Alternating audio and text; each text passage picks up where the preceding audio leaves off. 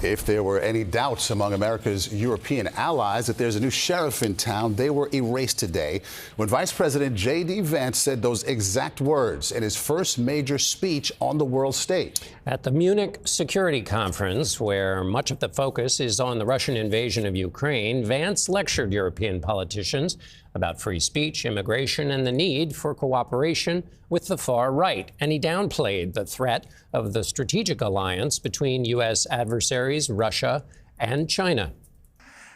The threat that I worry the most about vis-a-vis Europe is not Russia, it's not China, it's not any other external actor. And what I worry about is the threat from within, the retreat of Europe from some of its most fundamental values, values shared with the United States of America. And we are joined now by Margaret Brennan in Washington. Okay, that's what JD Vance is worried about, Margaret. How do the Europeans receive that, and how does that affect U.S. national interests in this tight moment?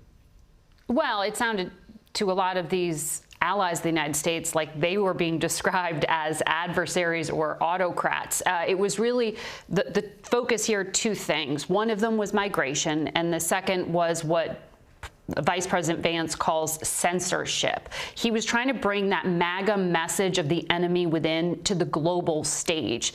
And specifically, he says that European leaders aren't showing that they have strong democracies when they sideline controversial groups. He went out of his way to meet with the head of the AfD. That's a political party that's under investigation in Germany because it's so far right and for potentially conducting extremism. And he mentioned that car ramming in Munich recently conducted by an Afghan migrant as an example of what he says is out of control migration. He says that's proof you've got to bring immigration skeptics into the government. Margaret, he also met with Zelensky. How did that meeting go?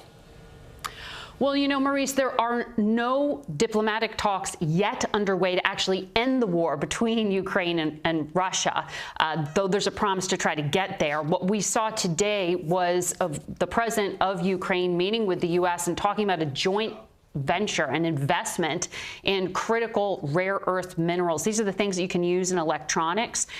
President Trump is trying to shore that up in order to sort of have it as a reward for all the billions of dollars in weapons the U.S. has provided. Okay, Margaret Brennan there in D.C., thank you. Margaret will be along Sunday with Face the Nation.